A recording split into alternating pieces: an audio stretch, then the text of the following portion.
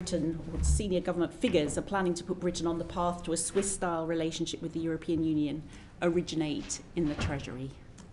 Well, perhaps it would help if I stated... It's a yes-no question. I know it's a yes-no question, and I will give you a yes-no answer, but perhaps it would help if I stated very clearly what my position is and the government position is.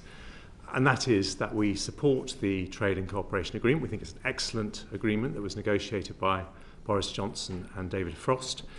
We do not support, we would not contemplate, I do not support, I have never contemplated any agreement which means moving away from the TCA, which means that we are not negotiating or deciding the regulations that we want as sovereign equals, paying unnecessary money to the EU, or indeed compromising on freedom of movement. That has always been my position as Chancellor, and I would suggest that for politicians, actions speak louder than words. And if you look in the autumn statement, you can see with Solvency II, with what we plan on growth regulations, there is a very clear intention to diverge from EU regulations when it's the right thing to do for the United Kingdom. So that is the government position. With respect to the story in the Sunday Times, if you're saying, was the Treasury, was I the source for any suggestion that we should seek to renegotiate the TCA to move it towards an agreement more like the one with Switzerland? The answer is no, because it's not my position, never has been. If you are saying, do I believe that we could remove the physical barriers to trade in the way that happens on the Franco-Swiss border, the Norway-Sweden border, maybe in a way that is relevant for the Northern Ireland Protocol issues on the island of Ireland. That's been my public position for some time. I answer questions on that with Michelle Hussain. So that, I think, answers your question. It wasn't a yes-no answer, though, like was yes. it, Chancellor? So I heard a yes there. No, I need to... sorry, Chair, I need to correct you. I am not, and the Treasury is not the source of any suggestion that we want to move away from the TCA or not have sovereign control of our regulations. It's very important. If you're saying, do I believe technology can reduce barriers to trade? Yes, I do, and I think that could be a very important way forward, and that in the context of people saying that Brexit trade barriers are the cause of our problems, my answer is I think technology will be a solution. The Sunday Times story, it sounds as though the hares that suddenly set off onto the front page of the Sunday Times may have started their run from the Treasury. Well, I think you have to talk to the Sunday Times, but I want to be clear about what I have said in public and in private, and be absolutely clear that my position and the government's position has been and has always been to support the TCA, full regulatory independence, and I think you can look at the autumn statement to see that that is what I believe, because it's what I actually did. But you can't rule out that those hares that ran onto the front page of the Sunday Times originated in the Treasury.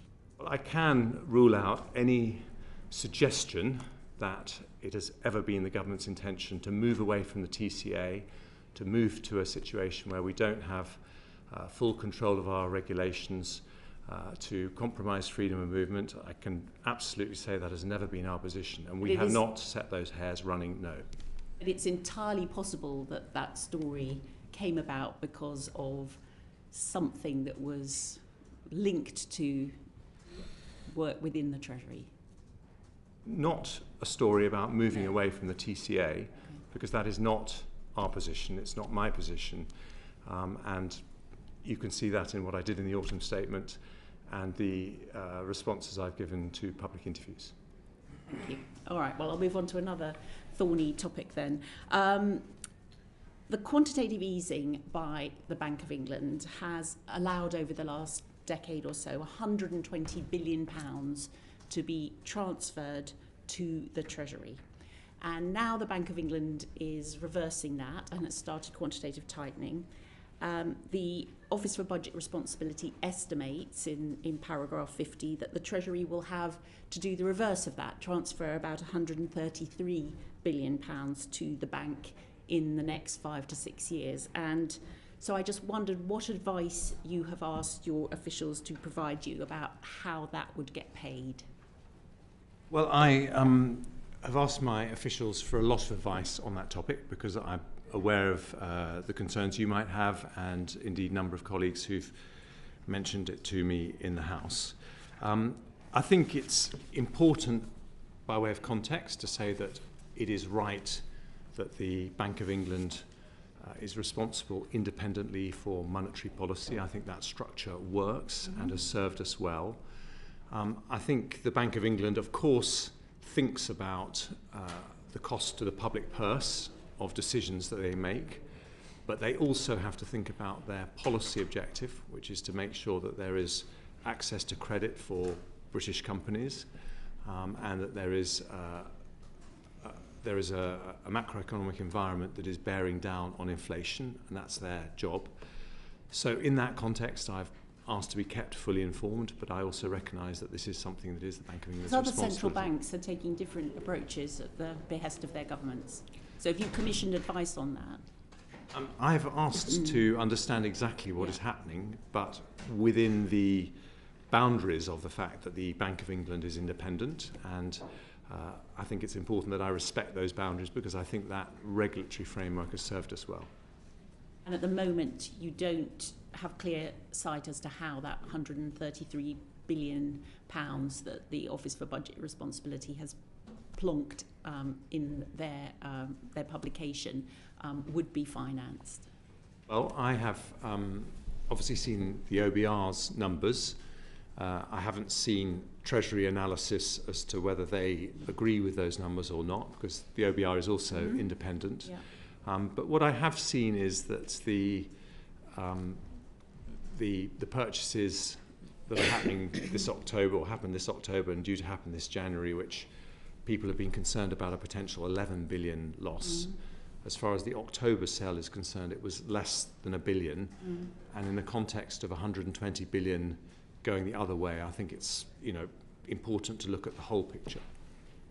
Could I just add, Chair, just on this point of how they will be paid for? So the 133 billion, I think, is a figure which is already incorporated into the forecast in terms of the forecast for debt interest costs and for the change in the level of public sector net debt. So in a sense, the autumn statement is delivering the Chancellor's fiscal rules with that forecast reflected, although I think, as the ABR say in the document, and I think said in their evidence to you yesterday, it is very uncertain because the biggest driver of the forecast is the difference between bank rate and the interest rate that the government is paying on the debt that is now held by the bank, which was bought obviously over a period of years from 2008.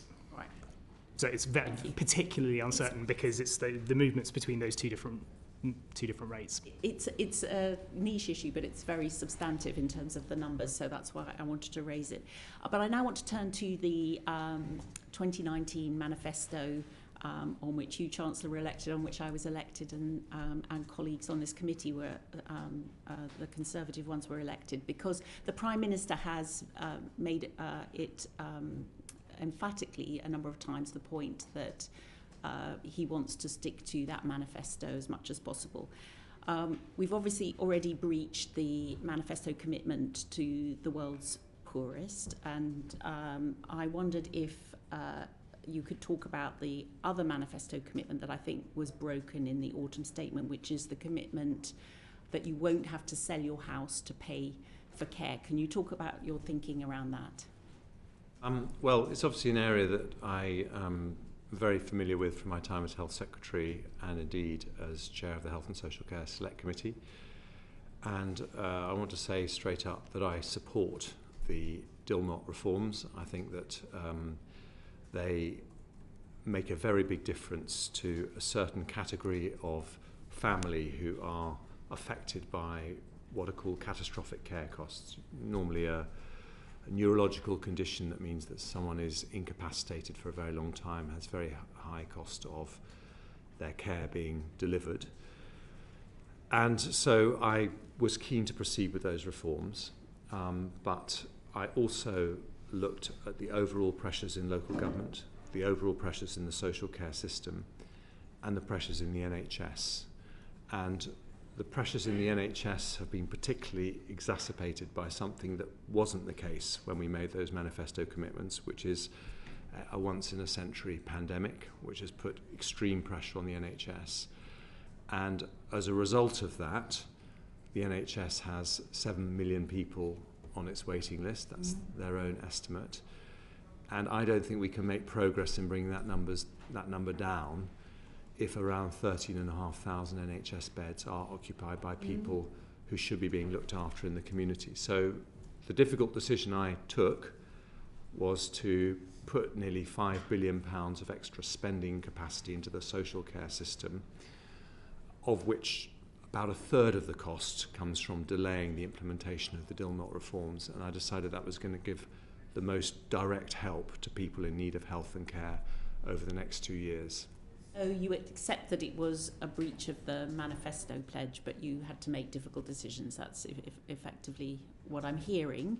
Can I turn to another possible... You're trying to, if I may say, it was, I think, a delay in implementing a manifesto pledge on the basis of the extreme circumstances we had with the pandemic. And I think, given that the result of that, along with extra money coming from the Treasury and extra support from local councils, is a nearly £5 billion increase in the social care budget, which is, I think, from memory, around 200,000 additional care packages. I think that was the balanced decision to take in the circumstances. But by putting it off until after the next election, you do run the risk that it's never implemented. Well, I understand people might have those concerns. I should also say that local authorities themselves, we received a number of representations saying that they didn't feel that they were ready to implement it ahead of the next election. And I do think that there is a very extreme situation facing the NHS and care system, and it was important to take action pretty decisively in the autumn statement. So another manifesto commitment was not to raise the rates of income tax. Now, you haven't raised the rates of income tax unless you're making between 125,000 and 150,000. Was that a footnote in the manifesto? Well, the basic rates of income tax have not been raised. The thresholds have been raised, and the threshold at which you pay the 45B rate has been reduced dramatically. And I don't think I made any attempt whatsoever to hide in the autumn statement that this was £25 billion of tax rises, because it was a package of tax rises and spending cuts, and I was very open about that. Okay. If you ask me why I didn't choose to raise headline rates of taxation, that's because I believe in cutting taxes as a Conservative, and I want to bring those headline rates down over time. And I decided that although there's an element of symbolism, it's actually important symbolism, that I want to bring those rates down, and that's why I decided that it was better to do it through the thresholds. Okay, just a couple of other quick questions. Have you allocated enough to the Home Office and the NHS to allow those other manifesto commitments about the 20,000 more police, the 40 new hospitals and the 50,000 additional nurses and the other commitments along those lines? Is there enough money in the system to achieve those manifesto objectives? Well, there are pressures on all government departments because of inflation that wasn't expected. We are going through a process of working through with all government departments how they're going to manage those pressures. But with the Home Office in particular,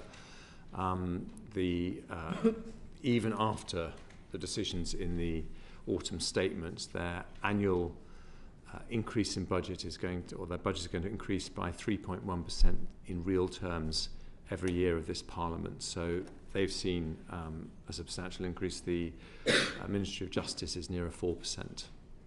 Okay, thanks. Turning to capital budgets, just two very quick questions on that. First of all, in terms of an explicit commitment you made to HS2 and delivering that up to Manchester and keeping that capital commitment in the budget, were you able to have a look at the policy exchange report that suggested that most of the benefits would come from doing Old Oak Common to Birmingham? Was that something that you looked at, or that because there are obviously colleagues who aren't particularly happy about the capital spending being allocated to HS2. Well, I decided to proceed with HS2 to Manchester for two reasons. Firstly, because we have long had in this country infrastructure that is inferior to peer countries with respect to both our rail and our road network. And I think if we want to be the most prosperous economy in Europe, we have to sort out these problems. And I still think we've got profound difficulties in the way we execute large infrastructure projects, and I think it's something we need to come back to as a country. But my other reason is because I think that our failure to have good national infrastructure is one of the key reasons why we have such large regional imbalances in wealth. And if you look at our country, we have a much greater concentration of wealth and high living standards in London and the southeast relative to other parts of the country as compared to countries like Germany. And one of the ways that you deal with that is by having good transport links that mean that if you want to benefit from those higher standards of living, you don't have to move down to London. You can stay living up north, and you can travel easily to other parts of the country when you need to. So I think having good connections between our countries is one of the central ways in which we spread wealth and opportunity across the country. Within capital spending, I speak as a representative of a constituency that's quite flood prone along the River Severn. Are you maintaining the capital commitment to flood defences?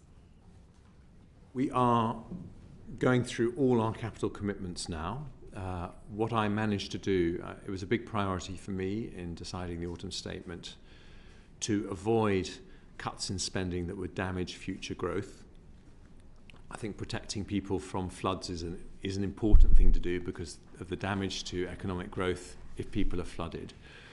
But we aren't specifically making commitments to individual areas until we've been through that process. What I managed to do was to protect capital spend broadly at its current levels in cash terms, but we aren't increasing it by as much as we were planning to do. That means it's still going to continue at around double the level it was a decade ago, which I think is very important given what I was talking about earlier. And we want to do as many of the major projects as we can, and certainly all the ones that are strategic to our growth plans. Thank you, Chancellor, and please note my interest in capital spending on flood defences. Danny. Thank you, Chair. Afternoon, Chancellor. Can I ask you about the fiscal rules? So we've now got our, I think, sixth set since 2010. What do you think the real value of having fiscal rules is at all, and how can we have a confidence in these latest ones? Well, the point about the structures we have is that people want to know some basic truths about our approach to public finances, that we understand that in the end you can't spend money you haven't got, and that we're a country that is going to repay our debts. And the purpose of the structures we have is to allow the Chancellor of the Exchequer to make commitments, and then the independent OBR assesses whether those are credible and true. So we do change our fiscal rules. Chancellors do change fiscal rules from time to time. I think that it is reasonable to change the time period at which our fiscal rules operate from 3 years to 5 years, given that we're dealing with a once-in-a-century pandemic and an energy crisis that is the biggest since the 1970s. But I think people still want to know that there is a serious intention to reduce our debt. And so that's why I think it is important to have fiscal rules. Okay, thank you. I mean, it's helpful to have them because it means that we can hold you to account for the trajectory you're on. But they're very tight, the rules we've now set, particularly with the headroom that the OBR have said you've got, £9 billion. And it's all predicated on stable interest rates and falling energy costs. We had the OBR in yesterday, and we were asking them why they are so confident that energy costs are going to fall over the course of the next year. Because if they don't, it's going to be very difficult to meet the rules and to do what you're saying. So, can you explain to us why you are confident, that the energy costs are going to come down so dramatically as they need to in order for the rules to be met? Well, I think we have to accept that in a period of massive global instability, there is uncertainty in any forecast. And the OBR has as good a record as anyone. Normally their forecasts are broadly in the middle of the pack of all the economic forecasters. But they're very open about the fact that there's a range of outcomes. The headroom in the final year is only 9.1 billion, so you're absolutely right, it's very small. And I think what we have to do is to, if we're going to be sensible about this, have a central scenario based on our best guess of what's going to happen to energy prices, produce a set of accounts that's based on that, but recognise that when it comes to the spring budget, when it comes to next year's autumn statement, these things may change. Okay, well, can I just put to you what you would do in that scenario? So if you don't have the money that you're thinking you're going to have at the moment, already our taxes are at the highest since the Second World War, our debt is at the highest since the Second World War. It feels inconceivable that we could increase either of those substantially. So the only change that is feasible is spending reductions. Do you accept that that is indeed the path that we would have to be on if we didn't meet the expectations that have been set out this month? Well, I think I appreciate you have made some spending reductions, but still, spending is rising over the course of the autumn statement period. Is that sustainable?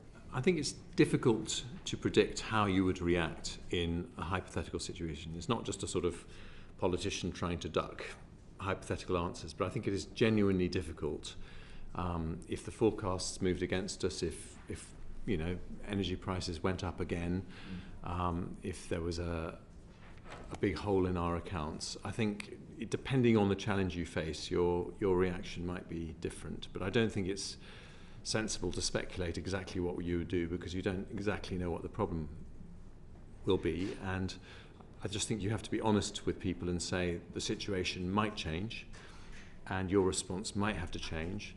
But on the basis of the facts as they appear to now, and they appear to be most likely, I think we have a good plan, the right plan, brings down inflation, shows that we can balance our books and repay our debts.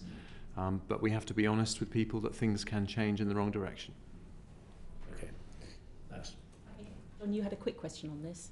I'm going to say a few questions, if I may, but very, very quickly, Chancellor. First of all, good afternoon, and can I just say thanks for showing, the compassionate side with regards to your autumn statement by maintaining the link with benefits and inflation, accepting the Low Pay Commission recommendations, but also the business with the triple lock. In a way, staying with the fiscal targets, I sense from the autumn statement you also share my scepticism, and indeed members around in this committee, about the value of forecasting. You have to attach a certain importance to them, but as Galbraith said, economic forecasting is only there to make astrology look respectable. Where do you, in making your estimates and suggesting your targets within the Treasury, where do you go with regards to the forecast? Is it mostly the OBR? Is it the Bank of England, or is it a Treasury unit, or a combination of the three?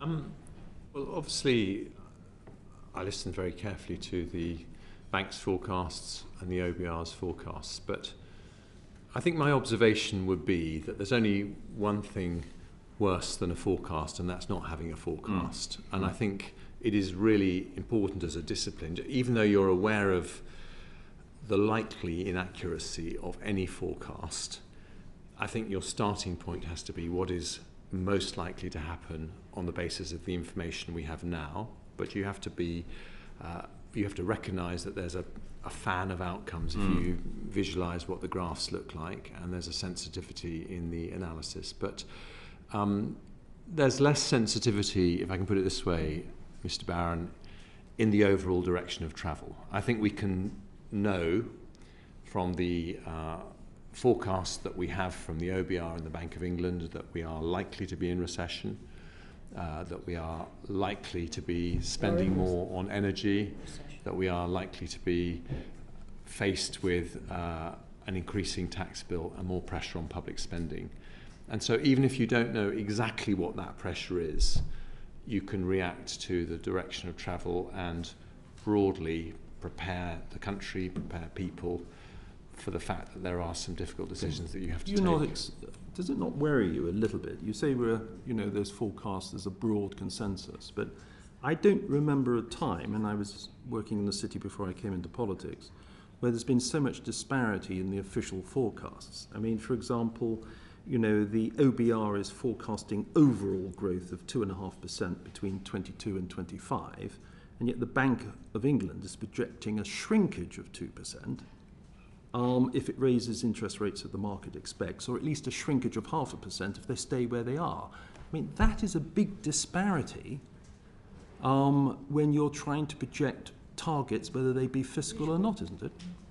It is, but I think both of those, still the overall picture is a period where it's going to be much more difficult for the government to raise the kinds of sums of money that it's used to raising, and therefore we have to be responsible with our finances. And the single biggest thing we can do to reduce the pressure on public finances is to bear down on inflation, because so many of our costs as a government are index linked. And I would just say, if you look in the near term, so I think a lot of concern people had about those forecasts was, are you going to embark on a big consolidation when actually the forecast might be wrong? I think in the near term, what the OBR say is that the measures that I announced on Thursday make the recession shallower, make the increase in unemployment less by about 70,000.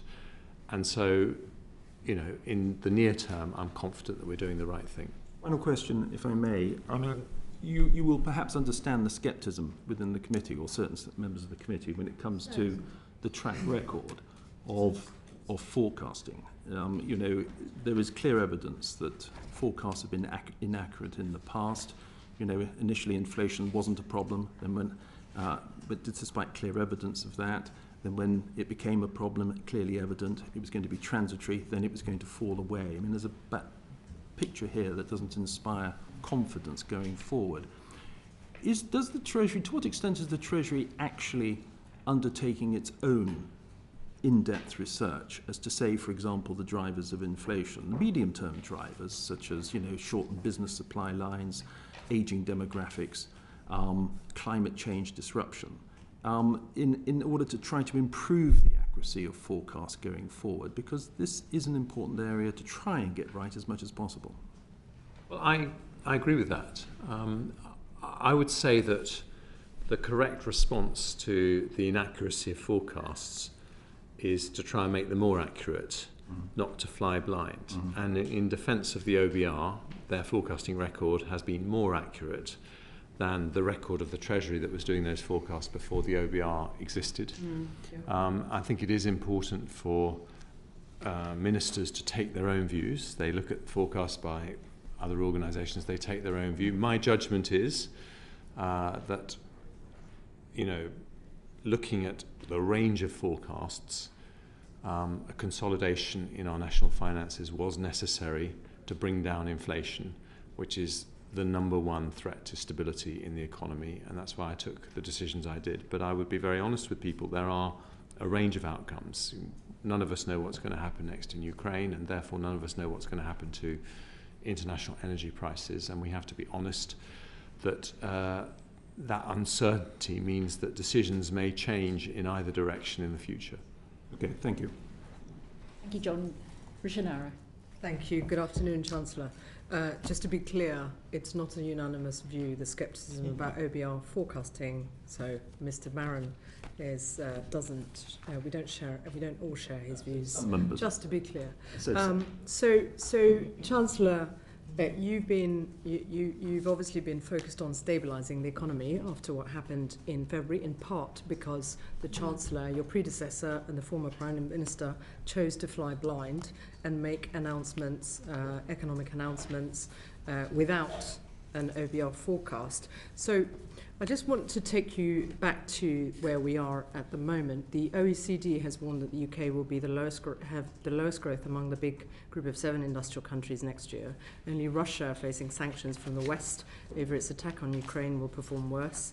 The OBR has reported that living standards will fall by 7% over the next 2 years, and the Governor of the Bank of England to this committee and elsewhere has mentioned the differences between the UK and Eurozone. Eurozone growth rates are 2.1%, US growth rate 4.2%, and yet the UK economy is 0.7% smaller than at the start of the pandemic.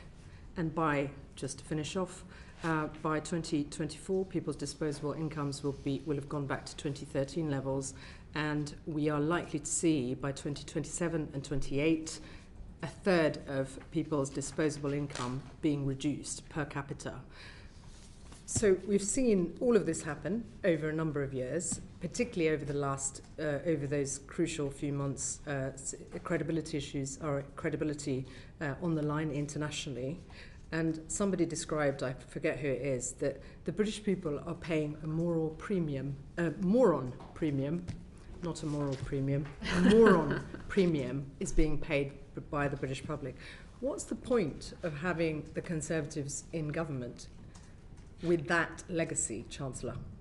Well, and I appreciate you've inherited a poisoned chalice, but on behalf of your government over the last 12 years, perhaps you can explain to the British public what the point is of your party in government.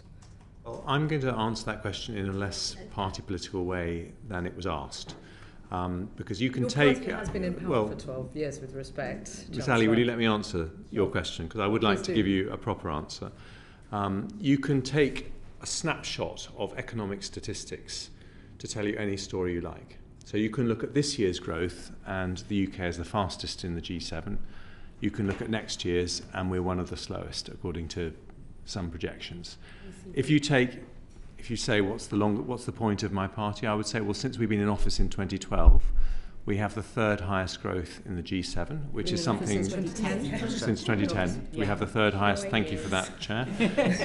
We have the third highest growth in the G7, and that is over a period when we've had 3 global shocks to contend with the financial crisis, the pandemic, and the energy crisis. And so I think that's a record that we can defend very comfortably. If you look at more recent but longer period of time, the OECD report that you talked about says that since 2020, we have had the fastest, of any G7 country, the fastest recovery from the pandemic. But I think there are some very big economic challenges we face that are not related necessarily to those shocks, and I am very keen to address those. So I am concerned that employment is still, from memory, 334,000 lower than pre-pandemic, when in a number of our peer countries, employment levels are back to what they were pre-pandemic. That's why I asked Mel Stride, the Work and Pensions Secretary, or he's doing a review, in fact, for the Prime Minister, to look at the issue of workforce participation. There are many issues that relate to that, you know, the way the benefit system works, childcare arrangements, the decision to retire early, and he's doing that. I think we've got some long-term issues over productivity. That's why in my autumn statement I spent some time talking about the skills challenges we face, where I think we've had a lot of initiatives, but there's still a lot of progress to make. So I don't for one second say that there isn't a lot of work to be done, but I don't agree with your overall suggestion that over the period of time that my party has been in office, we haven't grown impressively given the challenges we face. We'll agree to disagree. Can I take you on to the OBR figures that state that by 2024 to 25, the tax burden will be at its highest level since the Second World War. Can you talk us through what the impact of such a high tax burden will be on economic growth? Well, I'm very concerned that if taxes are too high, it makes it difficult to be a modern, dynamic economy. And I'm concerned about the effect on incentives and I am a Conservative who believes you should bring taxes down. So if you look at what the OBR said, two of the biggest drivers of that increasing cost are debt interest payments, which are now £120 billion a year. That's around double the entire budget of the Ministry of Defence. Yep. That's a massive increase from around 40 billion from memory down before the pandemic. So that's one of the big things. Mm-hmm. And the other big thing is health and care costs, yep. where the ageing population has led to a surge in growth. What do we do to bring those tax rates down? And from memory, I think the forecast projections show that tax as a proportion of GDP goes down from 47% to 43% over the forecast period. But what do we do? First of all, on debt interest, the key thing is to bring down inflation, bear down on interest rates, or support the Bank of England so that they can bear down on interest rates to reduce those debt repayments and to bring down our debt levels. And that's one of the most important reasons why we announced that difficult consolidation. And when it comes to the NHS, I think the answer is real public service reform, because I think the British people want a good, strong NHS. They want to know that every penny is being spent wisely. And that's why we invited Patricia Hewitt to review the way the new integrated care boards work, which are the new structures that are going to determine how the NHS is run, to make sure that we can reduce the micromanagement and targets, which I happen to believe drive a lot of the inefficiency, and really empower local decision making and better use of every pound we spend. So can I just on health then, since you brought it up, there are 7 million people waiting.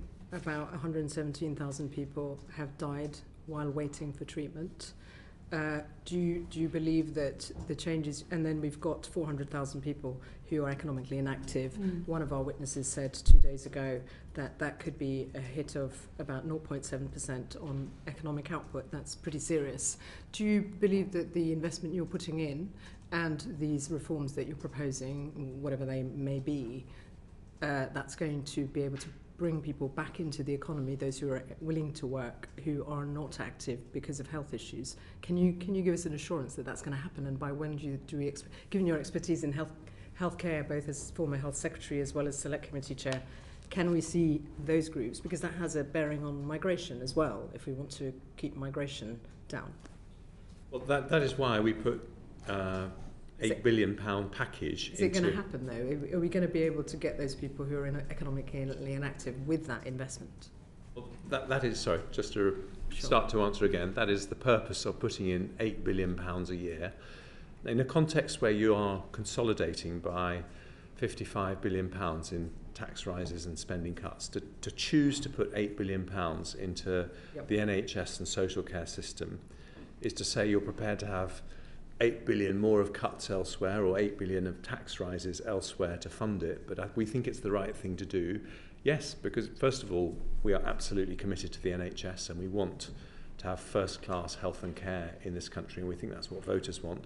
But secondly, absolutely, because the NHS has a crucial role in helping get people better and get people back into the workforce. Fortunately, the voters aren't getting the first-class health care that they deserve, and it's good to hear that you are taking your health expertise into the Treasury. Well, they are not getting it.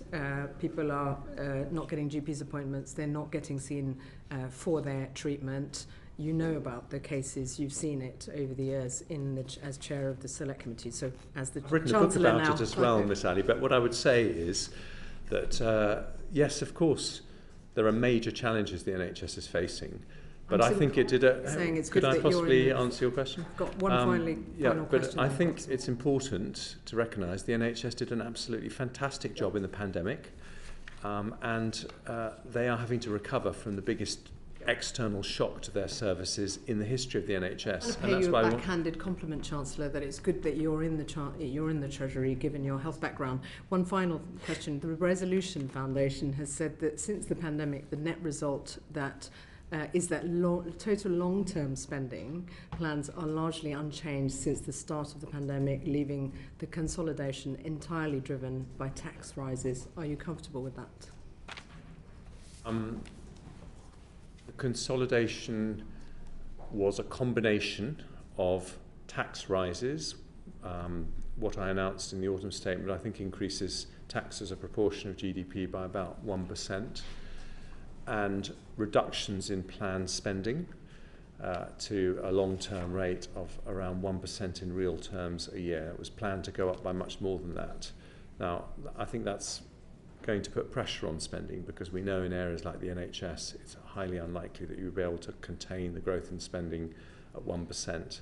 So I don't pretend this isn't anything but going to be challenging, but we are absolutely committed to public services, and that's why we took the decision to find extra money for schools and extra money for the NHS to make sure that they are protected through the worst of a difficult period.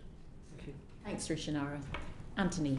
Thank you, Chair. So I think we all agree across the House and across the party that we need more economic growth.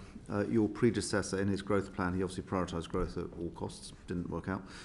In your autumn statement, you've prioritised balancing the books first. But in the OBR projects that overall growth will be 2.5% between 2022 and 2025, so less than 1% a year as we go into recession, then out of it. Is that good enough? I think we need a long-term growth rate that is closer to 3% than 2%. But to get there is going to take a combination of short-term support to help the economy weather the recession, and that's why the measures that we announced on Thursday, I think, do that. They reduce the peak-to-trough reduction in GDP from about 3% to 2.1%. So I think that's important, but also some structural changes. And I think the structural changes revolve in a lot of areas that I touched on in the autumn statement. But in terms of investing in people, I think the skills, the education and skills agenda is so important, which is why Michael Barber's doing his review on whether we're achieving our objectives on skills, why we put the extra money into schools. But also we need to look at the levelling up agenda and how we are better at spreading wealth throughout the country, and that's why it was important to me to protect key infrastructure projects, which is one element of levelling up. A very major factor for our long-term economic growth is going to be a stable source of cheap green energy, and so proceeding with Sizewell, our national energy efficiency ambition, are all part of making sure energy doesn't become energy supply doesn't become a shadow hanging over firms, making them hesitate as to whether to invest. But then perhaps most important, I talked about our long-term plan for the UK to become the world's next Silicon Valley. And I think we have a huge Brexit opportunity to set our own regulations in areas like life sciences and technology and AI, gene editing, so that we can make the UK the must-go-to destination for all the research, all the embryo companies that want to invest in these very exciting areas that are going to determine the future. So it's a mixture of short-term and long-term.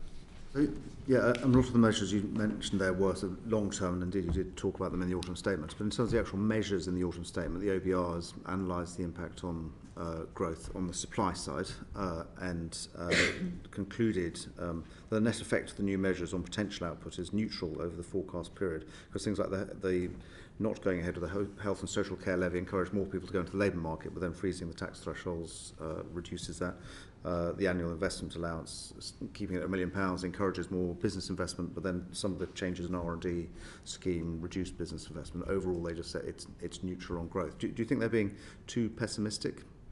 I think a lot of supply-side measures, which I very strongly support, because I think doing things to improve the productive potential of our economy is what a good Conservative government does, do take a while. I mean, economic growth. This is over the forecast period, which is 5 years. Measure, yeah. But I mean, if I give you an example, the average economic growth rate in the 1980s, when we had all the Thatcher supply-side reforms, was not that much higher than the average growth in the 1970s. But actually, the benefits of those supply-side reforms really showed in the decades that followed when Margaret Thatcher wasn't Prime Minister. That's not a reason not to do them. Ultimately, if we want to be a highly prosperous, high-skill, high-wage economy, then we have to be much better at making sure all our people have really good skills in a modern economy. That's a big agenda. I want to make sure we progress on that. And I want to attract investment from all over the world in high growth industries, but that's a process that I recognise I can make a start on, but isn't going to come to fruition until long after I've gone. The Chancellor, the Prime Minister, when he was doing your job, he gave the Mays lecture where he identified, like many people, that a long-term economic problem is low productivity, but he in particular said the solution to that is having higher business investment. But actually business investment has, in the UK, is no higher, according to these ODR forecasts, will be no higher in 2025 than it was in 2016, so it's actually it's gone up and down a bit, but basically flat over a decade. Are you disappointed with that performance, and what can be done to get business? I mean, I assume you agree with your boss's analysis on business investment. What can be done to get it up?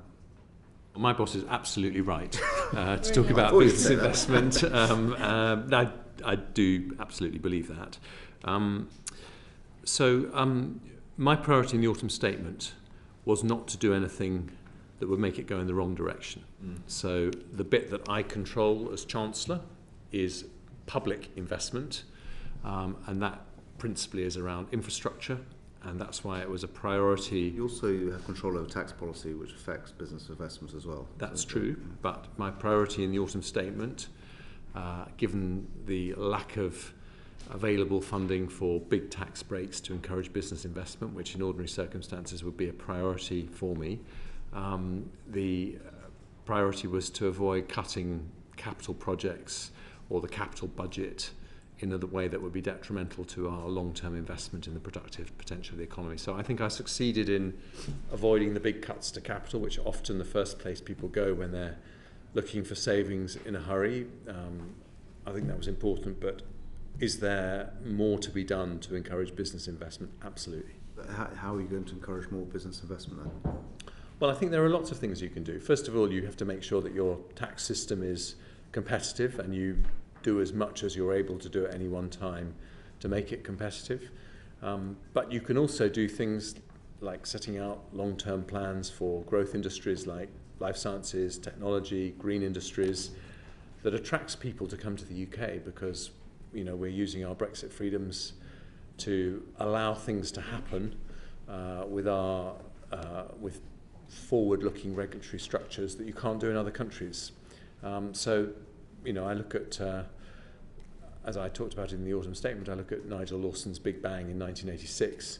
That wasn't something that cost the government any money, but far-reaching regulatory changes attracted enormous investment into UK financial services in the years that followed that, because there was more competition, more innovation. It was possible to do more things here, and I think that demonstrates that you can do very, very good things even if you don't have money to spend. Obviously you have in this autumn statement put taxes up, and you need to balance the books, and taxes are going up to the highest level for 70 years, as my colleague talked about. But do you accept, you also describe yourself as a low tax conservative, so presumably you accept the longer term beyond this autumn statement, you'll need, part of encouraging economic growth will be getting taxes down? Absolutely, and I think that includes business taxes as well. But we absolutely want to do that. I just didn't feel in a context of raising taxes by 25 billion, people would really welcome long-term promises to reduce taxes, because we weren't going in that direction in that budget. But I do absolutely believe that if you want to have the right culture around enterprise, if you want the dynamism that encourages entrepreneurs and small companies to get off the ground, then having a tax burden, in particular reducing the taxes that people have to pay before they've made a penny's profit, those can be very, very beneficial.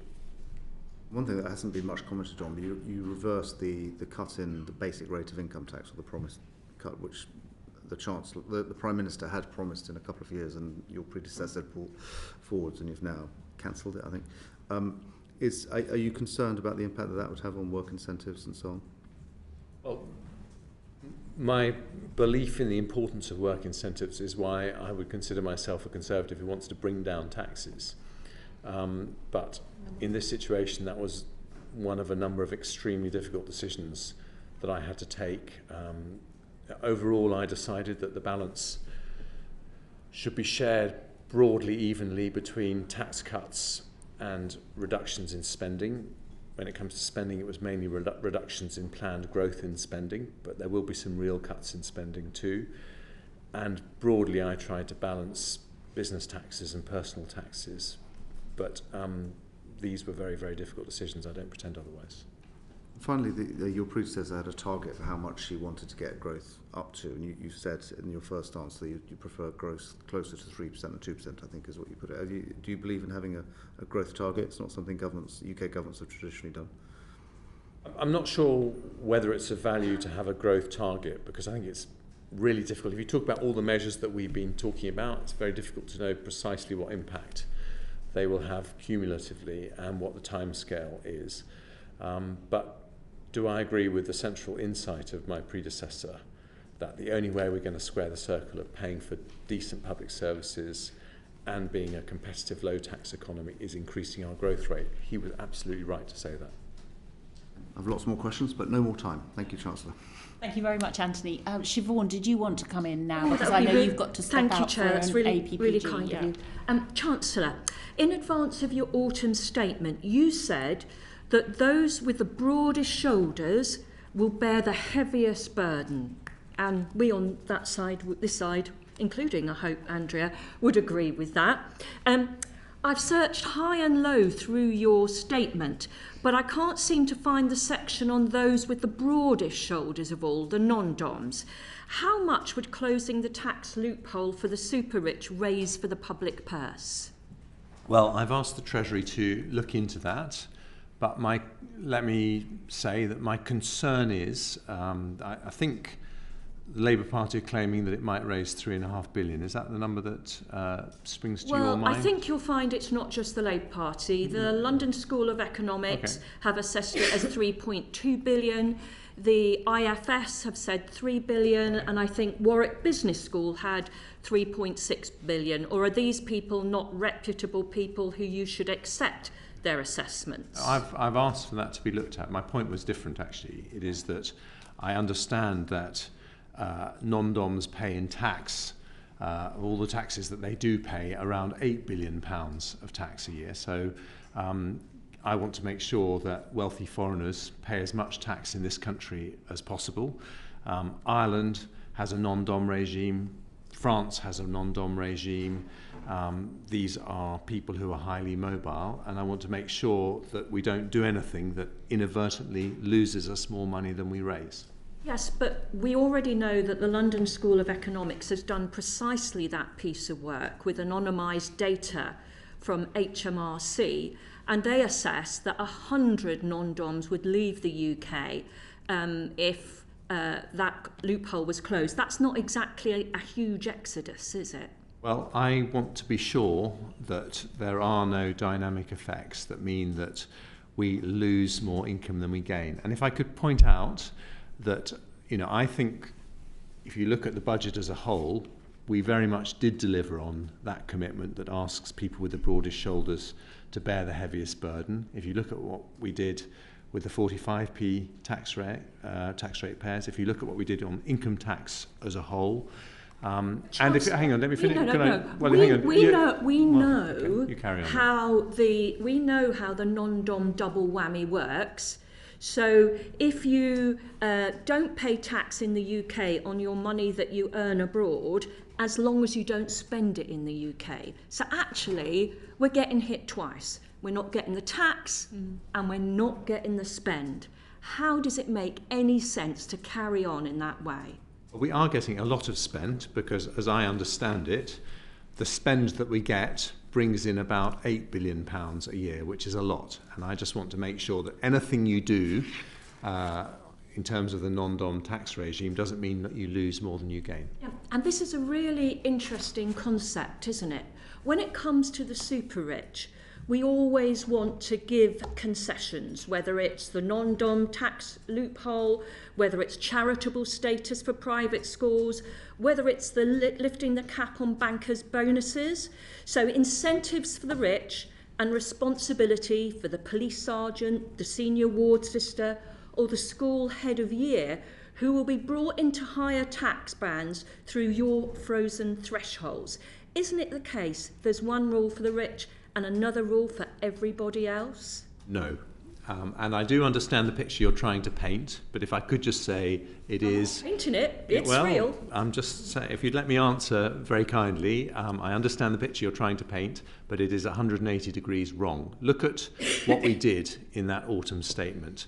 We increased taxes on wealthier people, but when it came to poorer people, we Not the wealthiest. Could you possibly let me finish? Not the If you could let me wealthiest. finish, That's I will. my Well, point. I let you ask the question, so I think it's reasonable you should let me answer it. We increased taxes on the wealthiest. When it came to the poorest people, you can see we uprated benefits by inflation. That's an £11 billion commitment. We respected the triple lock, which reaches a lot of pensioners on low incomes.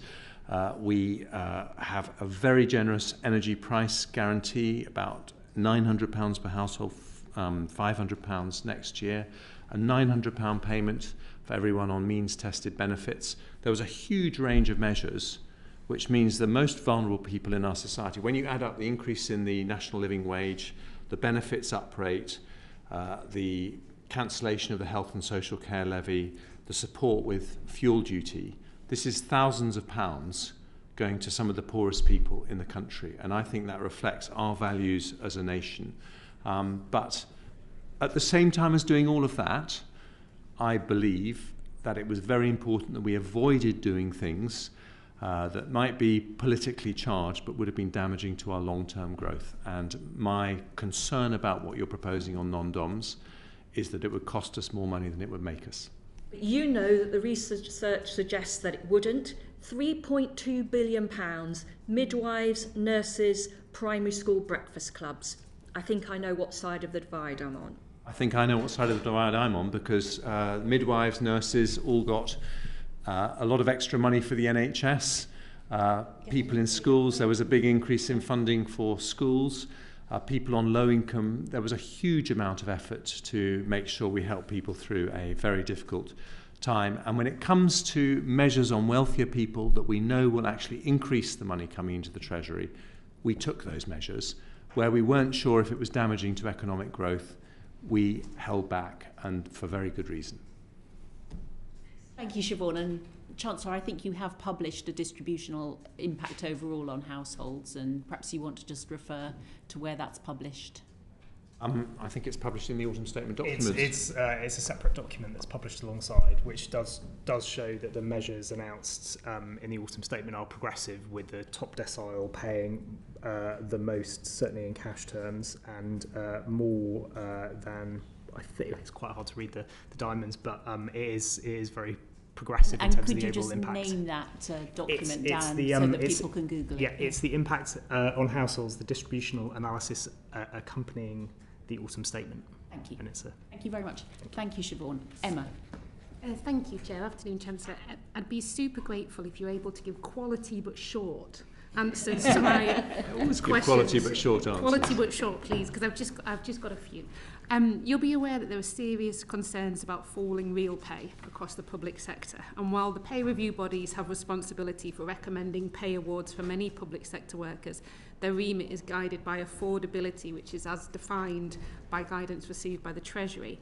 So it would be therefore helpful to know at this point what provision you've made for public sector pay growth in the departmental settlements that you set out in the autumn statement. That's a process that's ongoing with departments at the moment, so I can't give you an answer. When you made your autumn statement, and obviously I think one of the colleagues is going to talk about departmental spending, was any of that departmental spending you allocated put aside, recognising that there would be public sector pay growth? We always make allocations recognising what pay awards are likely to be. I just don't know what those numbers are at the moment, because we've had this very big growth in inflation recently, and so we're having to work through all those numbers. There is some, but you're just not sure what there is at the moment. Is No, that right? we're going through a process to work out what those numbers should be given the recent peak in inflation.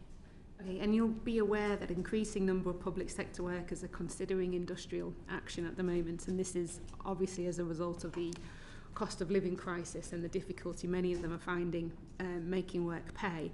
Will you agree to meet with the unions to discuss their pay issues in the public sector and understand the pressure that members are under?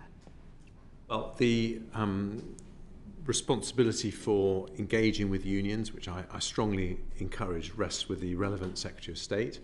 I know, for example, in health, Steve Barclay's been engaging very frequently with the RCN, and I think that is very important. And I think we recognise as a government that there are real pressures on people's spending power caused by inflation, and what we have to do is to respect the PRB process, because that's fair and it's independent. And often when I was Health Secretary, they would rule in a way that was very, very difficult for the NHS budgets, but at the same time not do anything that means that the inflation problem that we have gets worse and stays for longer. Would you as Chancellor at least meet with the TUC or some of the representatives just to hear from members personally about the difficulties they're facing? I'm very happy to meet with the head of the TUC. Thank you very much. The autumn statement obviously froze income tax thresholds. Do you know how many more people now are going to be paying income tax because of that freeze? I don't have the number in front of me, but I can certainly write to you and let you know. Thank you. Would you be also able to, either in writing or let me know, how many families will see their tax child credit withdrawn because of that freeze in income? Happily do so. Thank you. On tax, hopefully we'll all agree, Chair, that getting people to pay what they owe is a good thing. So I just want to looking back at the autumn statement, you allocated a further 79 million over the next 5 years to HMRC in order to tackle tax fraud, which works out 15.8 million a year. The Department for Work and Pensions is set to receive an extra 280 million between now and 2024 to tackle fraud, error and debt in the benefit system, which works out at £112 million a year. And the government have calculated that over the course of 5 years, this £79 million HMRC investment sees a return of 725 million. That's an investment gain of 646 million, which as a percentage is a return of 818% return on investment in tax fraud. So, Chancellor, what was the reasoning behind the decision to allocate more money to benefits fraud, which has a lower yield, and less money to tax fraud, when it has a much higher yield?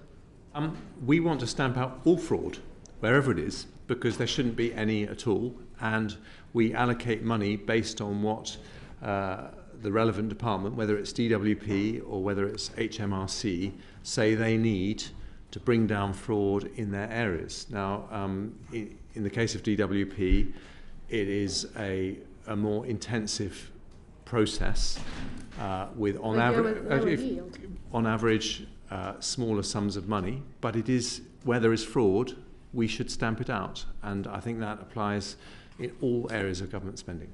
I totally agree with the decision to stamp out fraud. My point was, if you tackle tax fraud, you get an 818% return, which is much higher than tackling benefit fraud, but more money went into tackling benefit fraud than did tax fraud. It seems illogical. Just to reassure you, there is no ideology in this. If HMRC said that they could get the same again with the same money again, they would get it.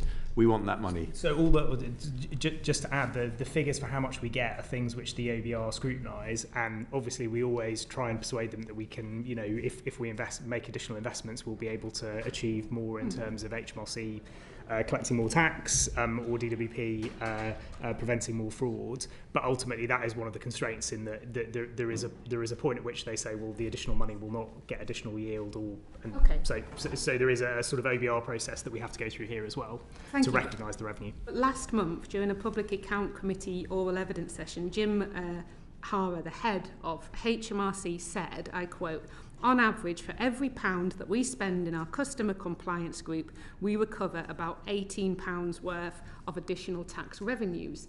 He said that in the Public Accounts Committee, that for every £1 he can get £18 back. And TaxWatch have found HMRC estimates that in 2020 to 21, £32 billion of tax went uncollected.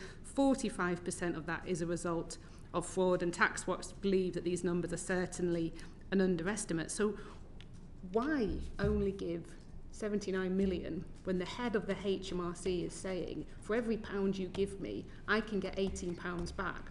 when we've got all these problems with budgets, we've got departmental cuts, we've got public sector potentially not getting the pay rise they need, why not give more money to tackle tax fraud? Well, if you're trying to suggest that we have not done everything we possibly can to reduce tax fraud, then I'm afraid that's mistaken. We are cracking down with HMRC, we're cracking down with DWP on benefits fraud. The costs of doing so are different in different sectors, but we assess each case on the basis of how much money they need to do the job, and that's why those numbers are what they are. I wasn't suggesting that. I was quoting from the head of the HMRC who said, on average, for every £1 we spend in our customer compliance, we recover about £18. And when a government is looking for additional money, it seems a little nonsensical to put more money into lower yield in benefits fraud and not put more money into tax fraud when that generates so much more income for the government. Well, that's why he got an extra £79 million, and I hope he maintains that 18-to-1 ratio. And if he can do even better, then I'll obviously consider giving him even more money, because I think it's very, very important that we do that. I think he would welcome that. And just finally, Chair, thank you. The OBR forecasts a cumulative 7.1% fall in real disposable household income over 21-22 to 23-24, which is by some way the largest on record. I do recognise that the energy price guarantee and cost of living payments reduced that fall by about a quarter, but is a fall in household disposable incomes inevitable?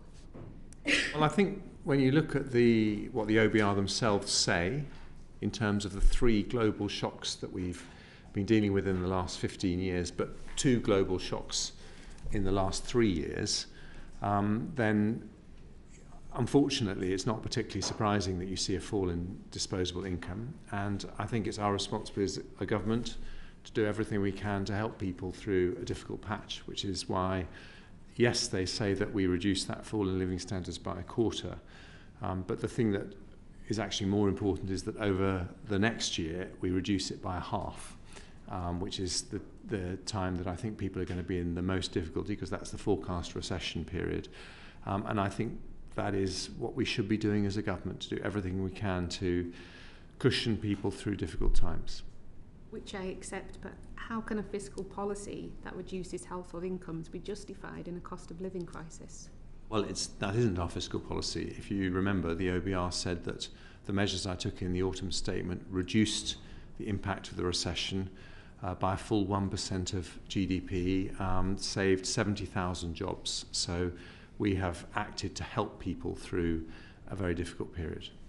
Could I just add on that? I mean, there are 2 other things I would say. One is the biggest driver, as the ABR says, is the rise in energy prices. And because we're a net importer of energy, that is a kind of cost to the economy. And the figures that they present are economy-wide figures.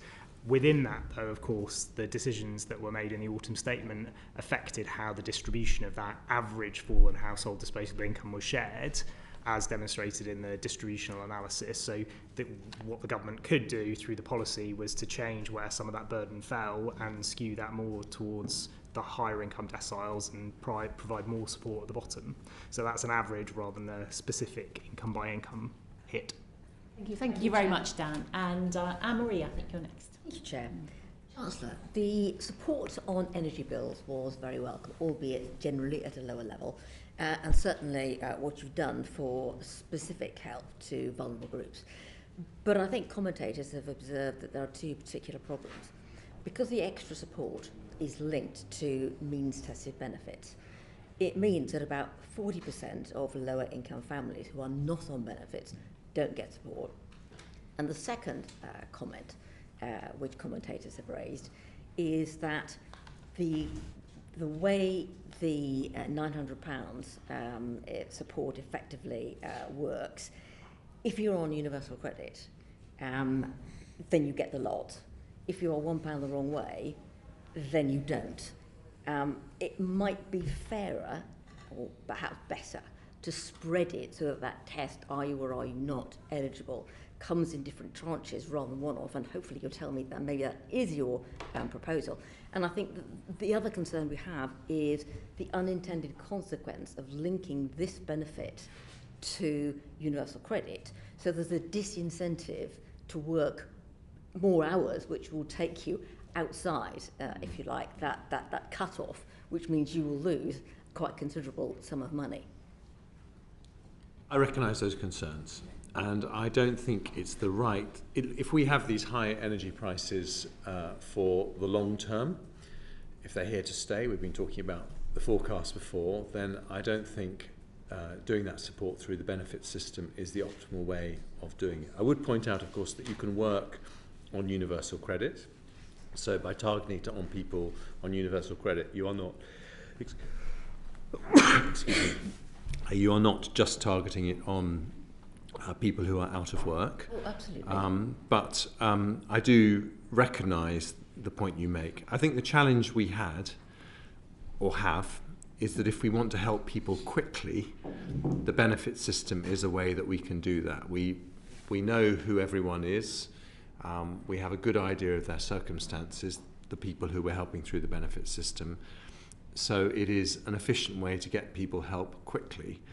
But what I said in my comments in the autumn statement is that whilst we'll be using that system this year and next year, from April 24, we want to work towards a social tariff or social discount approach whereby we reach all people equally on low incomes. That means a lot of complicated work to marry the information held by HMRC with the information held by DWP on benefits. And that's a very big operational challenge, but that's the direction of travel we want to go. So might that also impact your thinking on the pensioner benefit, which currently is universal? Yes. One of the things that the OBR makes very clear is that the affordability of all of this depends very much on what actually happens to energy prices. And they've suggested that this particular scheme in a scenario could cost another 71 billion, and they give a scenario in terms of where energy prices might land up. And I think there's two concerns. One is, where would you find the extra money? But two, if I think about householders, if that happens, do you still stand by the guarantee and the scheme, the specific support scheme you've put in place, to the deadline that you currently set, so people aren't concerned as to what might happen if energy prices go up during the next couple of years? Well, as things stand, you're absolutely right to point to the high cost. It's probably going to cost around 80 billion this year and possibly around half that next year. We do stand behind what we've offered. We think it's very important that we give people security, that what we've promised we will deliver. But in the long run, we're going to need everyone to help us crack this problem if we're not going to have a huge additional burden on taxpayers, which ultimately will lead to the kind of high taxes that I certainly don't believe are desirable in the long run going forward. And so what we're really saying is that we will always be there to help poorer households. The way we do it will change, and that's why we talk about a social tariff or a social discount. But for most people, we need you to play your part in reducing our energy dependency on what Putin chooses to do in Ukraine, and that's why we've got this national ambition to reduce energy consumption by 15%. The EU ambition is 13%. We're a couple of percent higher, but other countries are doing the same kind of thing. And that isn't just at a national level, but that's for every household. And we think that the £500 that we're offering to help people save next year at current gas prices, if people did the 15%, they could save that £500 themselves in the amount they pay in the years that follow. So we're trying to help people to help themselves. We're giving them a cushion this year and next, but we do need people to change their behaviour. And with regard to businesses, I think you said there would be a more targeted approach. Now, I appreciate, I don't expect you to tell us today what that's going to be, but I'd like to understand, what do you mean by targeted, and what sort of criteria are you looking at? Because their support is much more limited, and a number of them have ended into some fairly difficult fixed-term contracts at very high rates. Well, I would say that limited is perhaps not the right word to use to describe the support we're giving businesses this year. It's probably going to cost about £18 billion, which is huge support for businesses. We will have a scheme that is generous next year, not on that scale, but we will have generous support for businesses next year. And we're going through the process of how that's going to work, but we are particularly thinking about businesses that might be vulnerable to those high prices, so smaller businesses in particular, and also larger businesses in energy-intensive industries. So we're in the process of designing that. We want to design it as quickly as we can. It just wasn't possible to do it in time for last Thursday. That is good to hear, Chancellor. One final question, and that is the fixed price contracts that both individuals and businesses have entered into. They've entered into them, some of them at the peak, for 2 to 5 years. They are tied into them, and if you like, the whole autumn statement and the OBR commentary assumes that energy prices will come down in 24-25, and while the wholesale price is coming down, the retail price, clearly, because energy companies have bought ahead, is not. And we may well find that those who have entered into 5-year fixed-term contracts are very heavily penalised. Is there anything that you could do, might you think about doing, to help those people trapped through no fault of their own, who entered into fixed-term contracts because that was the only way they could then qualify for the government support? Well, I don't think as a government we can be in the business of second-guessing the decisions that people make with their own individual energy suppliers. But what we can do is say, we're going to help you this year with a £2,500 cap. We're going to help you next year with a £3,000 cap. We're going to help you conserve the energy you use. And for the poorest people, we'll try and find a more effective structure than we're able to do at short notice to help them going forward. But we are saying to people that in the end, everyone is going to have to take responsibility for their energy bills, and they're going to have to think about how they reduce their energy consumption, because it is a national mission to make sure that we can't be blackmailed by people like Putin when they do things that interrupt international energy supplies. And we've done extremely well as a country to get up to 40% of our supply through renewables and nuclear, and we announced a very big investment in nuclear at the autumn statement with Sizewell C. So there's a long-term process to make sure that we have permanent, cheap, green supply of energy, which is very, very important for everyone. But as we get there, we're going to need everyone's help. I think my final comment, Chancellor, would be, I think you need to recognise that for some people, their energy bills have gone up from hundreds of pounds to tens of thousands of pounds. Some of my businesses have come with many 100% plus increases. That is the sort of bill. It will take out, one of my businesses, it will take out 25% of all of their profit. That's unsustainable. So, with respect, I think there are some very specific issues around these fixed price contracts, which I do think the government has some responsibility, because that was part of the term to get the benefit the government offered, to look at them, to look at what they might be able to do working with the suppliers, the energy companies, to bring some sort of sense to what would be a very perverse consequence if the energy companies actually came out of this actually making a lot of money on the backs of people who can ill afford it. If you'd like to write to me with the details of that, I'm very happily look into it as we construct our package for next year.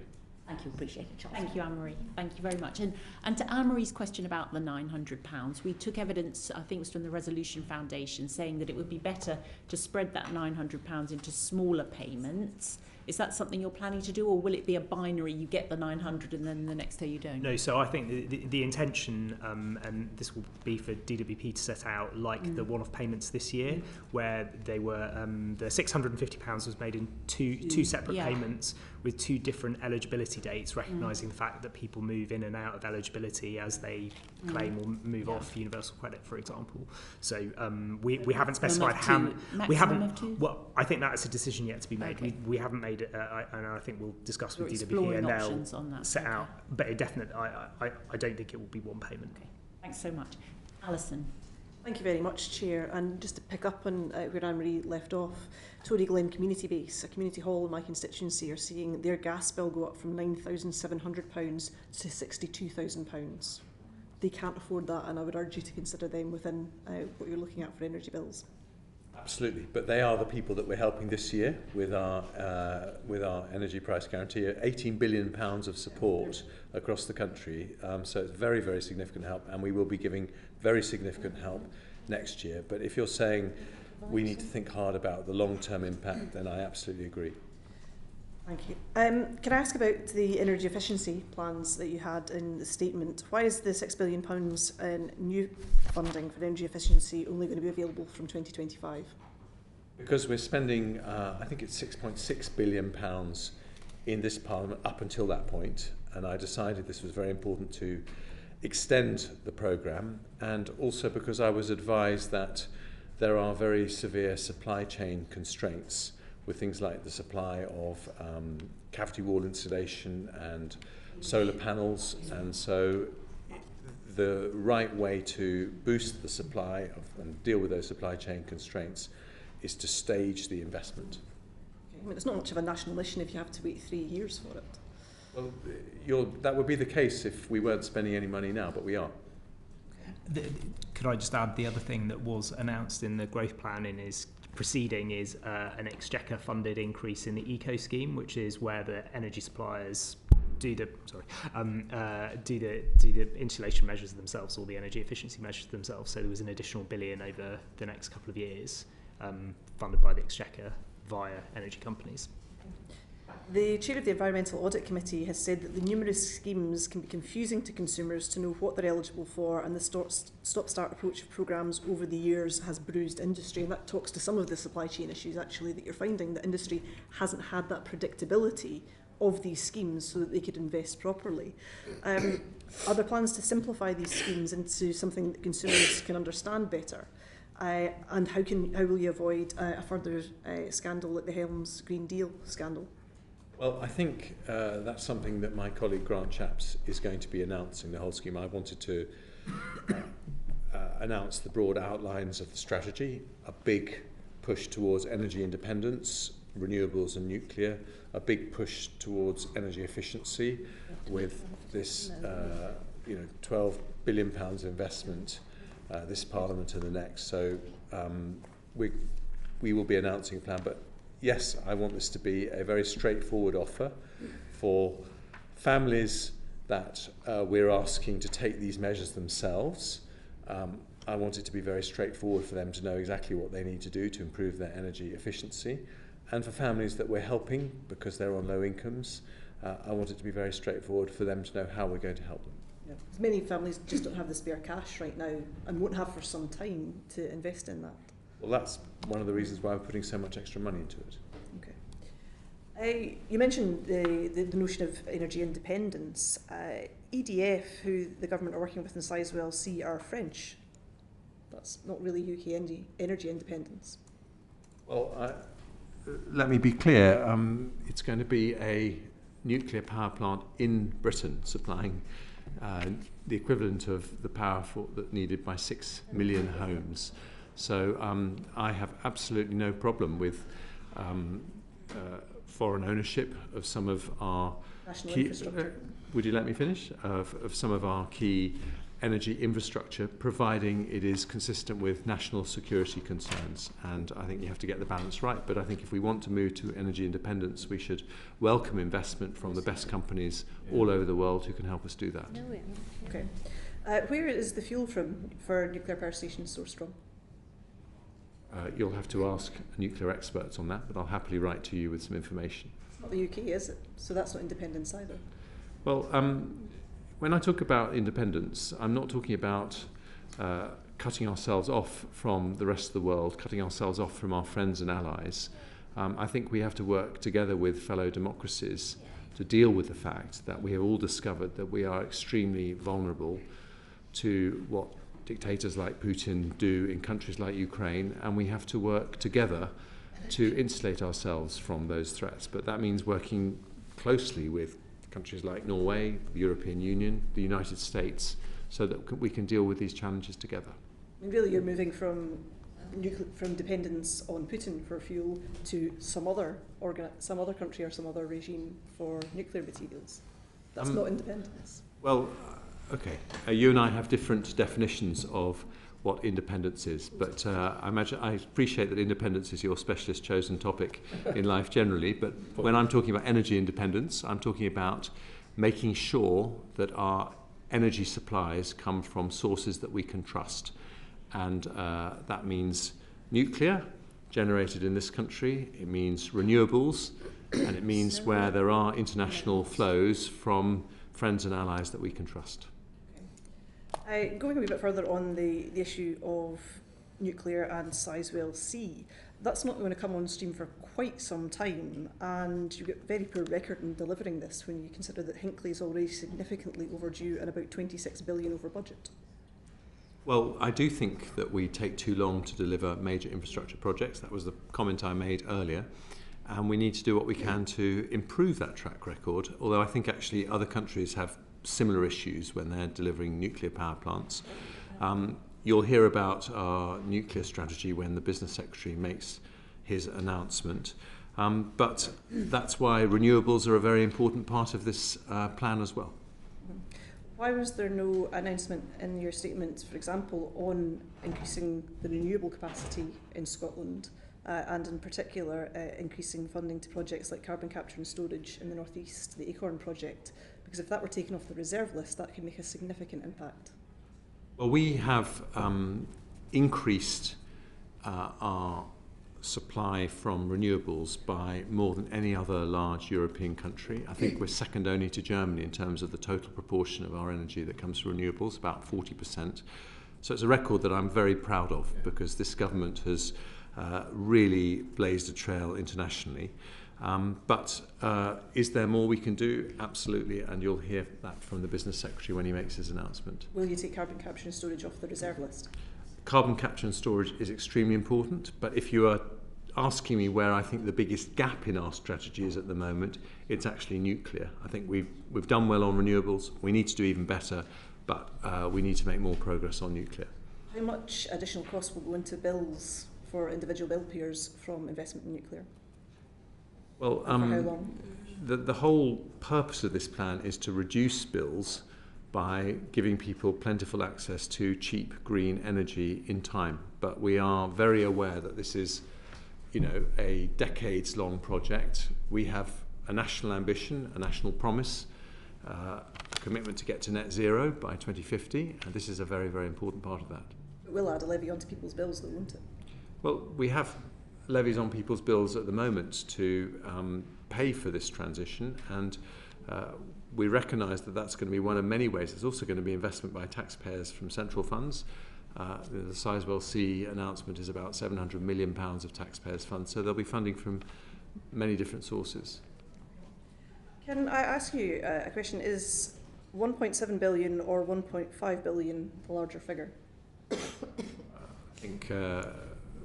I think you and I both know the answer to that. Can you just explain why you're asking it? So in this year's Scottish Government budget, John Swinney has identified £1.7 billion that the budget is worth less because of inflationary pressures. You have said that the Scottish Government will get £1.5 billion over the next 2 years and bar not consequentials. Well, the truth is that every government department, every devolved administration, every family actually in Scotland and the whole of the UK is having to deal with inflationary pressures that we face. And the number one thing we can do, and the number one thing we can do to help John Swinney is to bring down those inflationary pressures, which is why I hope that behind the scenes, even if not publicly, you and he will welcome the fact that we had a very strong package of measures that the OBR say is going to reduce inflation to below what it would have been because of the very difficult decisions that we've taken. So that's the root cause. But in the meantime, we have provided £1.5 billion more for Scottish schools, Scottish hospitals, or however you choose to spend it, because you have that decision under the Barnett consequentials, which we hope will help Scotland and indeed the money that we're giving to Wales and Northern Ireland equally. That's over the next 2 years. That doesn't help with this year's shortfall in the budget caused by inflation. Well, everyone is facing those pressures, and I think the best thing we can do to help you and to help all government departments is to have a credible plan to deal with the root cause of that issue. and that is bring down inflation. I also think it's the case that the spending review settlement means that this year compared to last year, there was a 7% increase in real terms in Scottish AME. I think. Yeah. I was just going to say the House of Commons library figures that I've seen don't quite support that. They see cuts in the budget in real terms. The other part I just wanted to ask very quickly, Chair, was that Johnson Committee has asked for flexibility to move money from the capital budget to the resource budget. Is that something you're going to agree to? Well, I know you had a meeting with the Chief Secretary of the Treasury, and I look forward to hearing the outcome of those discussions. Thanks, Alison. Andrew, you've got one really yes, quick thanks. question Very on this quickly. topic. Yeah. On the subject of energy efficiency, Chancellor, could you take away the proliferation of accreditation schemes for insulation and energy efficiency installers? There are so many of them, and that is what people say is leading to the proliferation of poor installations that people then lose confidence in. Well, thank you. I mean, obviously it's an area you know a great deal about, and I will happily take that away and talk about it to Grant Shapps. Thanks. Thanks. John, I think you've got your second short bite. I've got my second 4 or 5 minutes. Four. You've talked in the round about NHS and education spending. Can you confirm that you feel that the increases to both are going to be sufficient to improve services in the NHS, but also stave off the prospect of staffing cuts that head teachers are predicting? Well, I hope so. Amanda Pritchard, the Chief Executive of NHS England, said that she believed that the package that we announced for the NHS and social care should be enough to deal with the pressures that she's facing. The campaigners for schools ahead of the autumn statement were saying that they believed they needed £2 billion, which actually the IFS confirms restores funding in schools to above 2010 levels per head. So I very much hope so. Okay, fine. Can I therefore move us on to defence? In your autumn statement, you did not commit to increase defence spending. Why was that? Well, we did say very clearly that both I and the Prime Minister believe that defence spending needs to increase. We recognise the very real pressures. My views on this are obviously in the public domain because I was on the backbenches and I talked about my strong belief that we need to increase defence spending as a proportion of GDP. So I think my views on that are on the record. But I think it's very important when you're responsible for taxpayers' funds to know what it is that you're buying, and we have this process that you will be very aware of called the integrated review. It led to the largest sustained increase of funding, £16 billion from memory, since the Cold War, when it was announced by the then Prime Minister Boris Johnson. And that was written, though, before Ukraine. And so I think we need to go through a process to update that. But I was very clear in my autumn statement, this was not pushing things to the right. I wanted that process to be complete ahead of the spring budget. You think, I mean, your views are on the record, as are a number of other ministers, including the Defence front bench.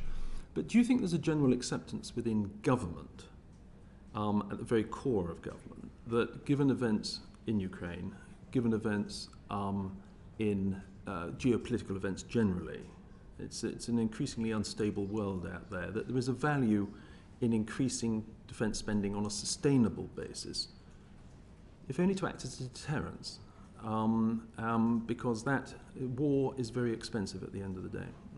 Yes, I do. And I also believe, having been Foreign Secretary for a year, that it's one of the biggest ways that Britain can make a contribution to global peace and prosperity, because we have absolutely superb armed forces, respected throughout the world, second largest military in NATO, and hugely experienced armed forces who've been involved in conflicts in Iraq, Afghanistan, Bosnia, and so on. So I think there's a very important contribution that we can make as a global citizen in defending democracy, open societies, and the rule of law. Brilliant. And final question, if I may. Hard power, very important, but so is soft power. as you well know, have a former Foreign Secretary, work at the British Council, the BBC World Service and so forth, invaluable in promoting understanding and trust over time. Could I make a plea that you continue with that focus as well now as Chancellor, given the importance of soft power in trying to avoid the use of hard power at the end of the day? The two come as a team, but you always tried the soft power first. Well, David Cameron used to use the phrase that we're a soft power superpower. And I do think it's something where we have enormous cultural reach around the world, and it's very important in terms of Britain's role as a force for good in the world. So I absolutely recognise the case you're making. Thank you. Thank you, John. Danny. Thanks very much. Chancellor, earlier in the session you mentioned that £8 billion is going into health and social care, and you stressed the importance of getting good value for money from that. And I think you said the way to do that is through real public service reform. So I'm very pleased to hear that, because I think that one of the, perhaps the only tragedy of the Brexit years was the loss of focus on public service reform, which had preceded 2016. I mean, the government that you were part of under David Cameron set a whole chain of reforms in place.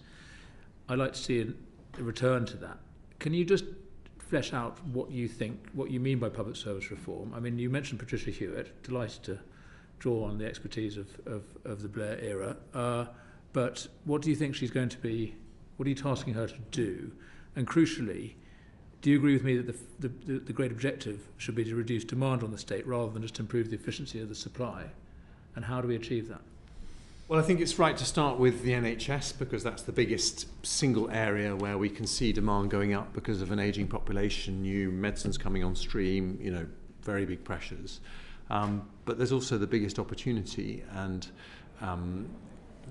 the real heart of that is actually to move to prevention rather than cure, to tackle diseases upstream. If you diagnose a cancer at stage 1 or 2, it's much cheaper than stage 3 or 4, and the patient is much more likely to live. So all sorts of reasons why you would want to do that. The pandemic obviously meant the NHS had to focus on an immediate priority to make sure people with COVID got the life-saving treatment they need, and we're incredibly grateful to them for what they did. Actually, public service reform did continue, because Matt Hancock, as Health Secretary, piloted the Health and Care Bill through the House of Commons, and the Integrated Care Boards. Yes. It's a technical name, but basically it's designed to bring together health and care systems locally so they can focus on prevention and not cure.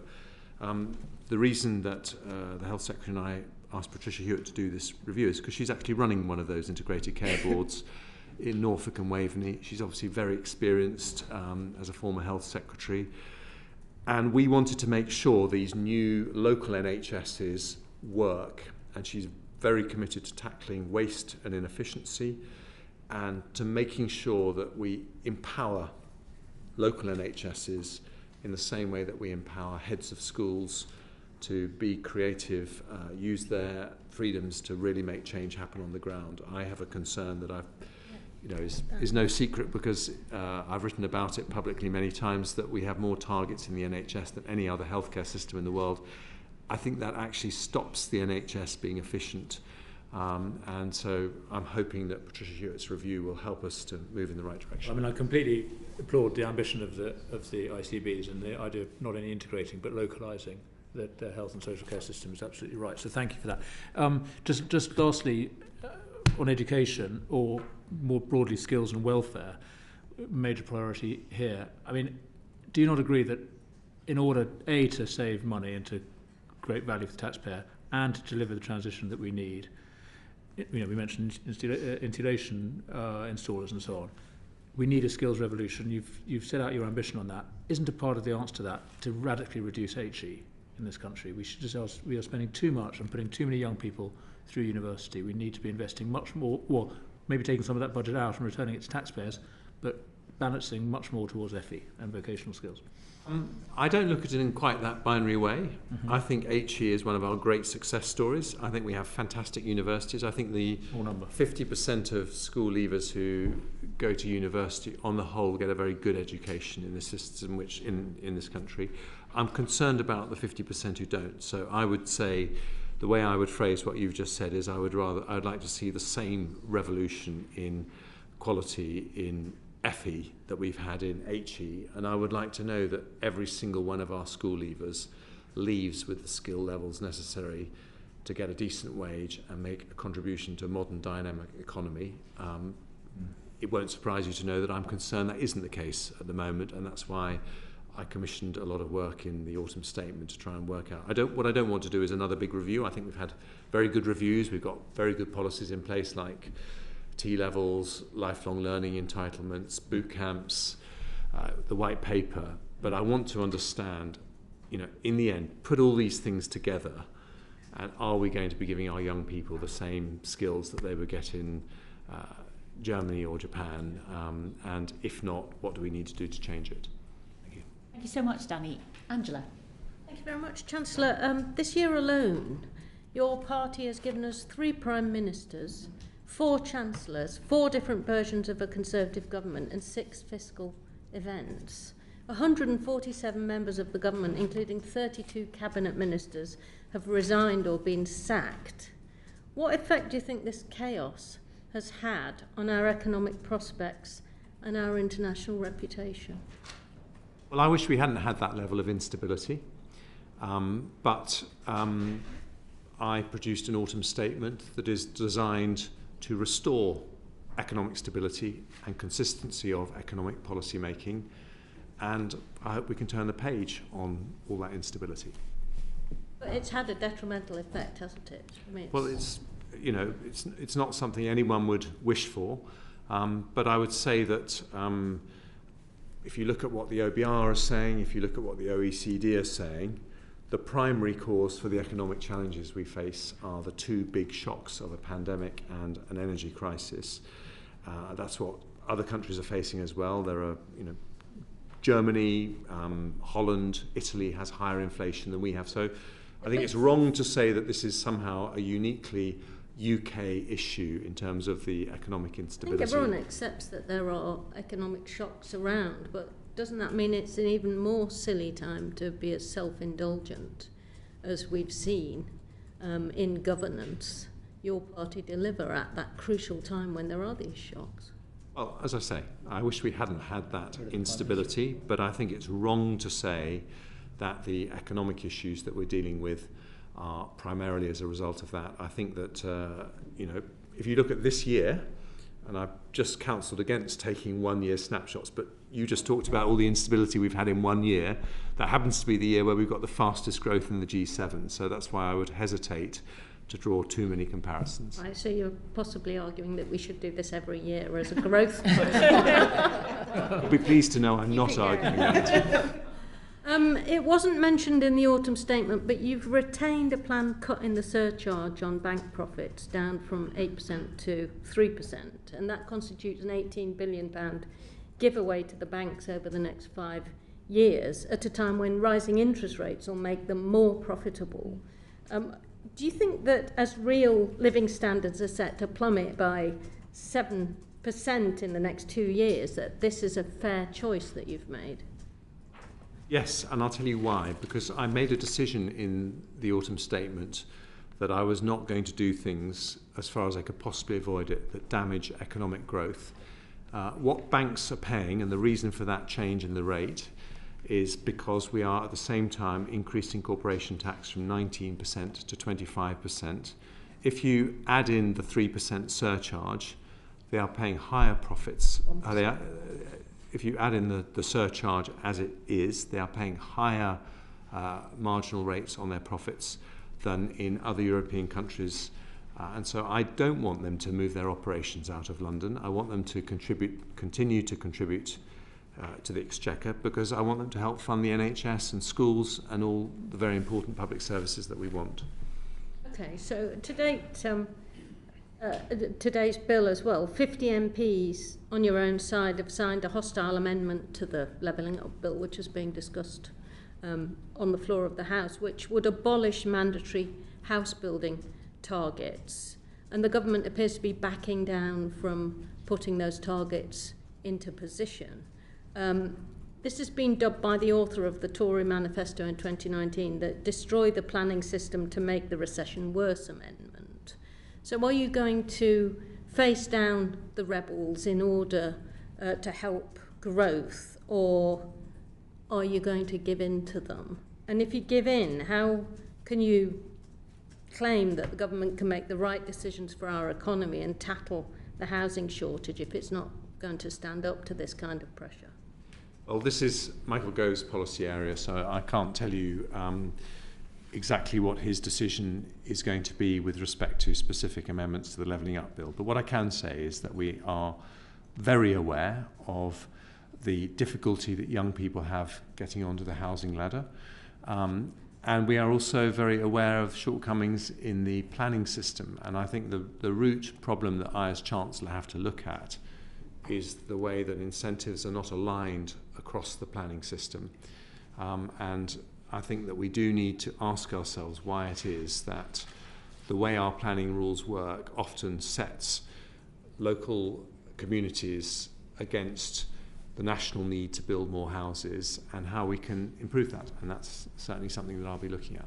Does the Treasurer assess the impact on economic growth of lower housing supply as a result of the scrapping of targets, if that were to happen? We're not just aware of the impact on economic growth, we're also aware of the impact on thousands of young people if they can't get onto the housing ladder.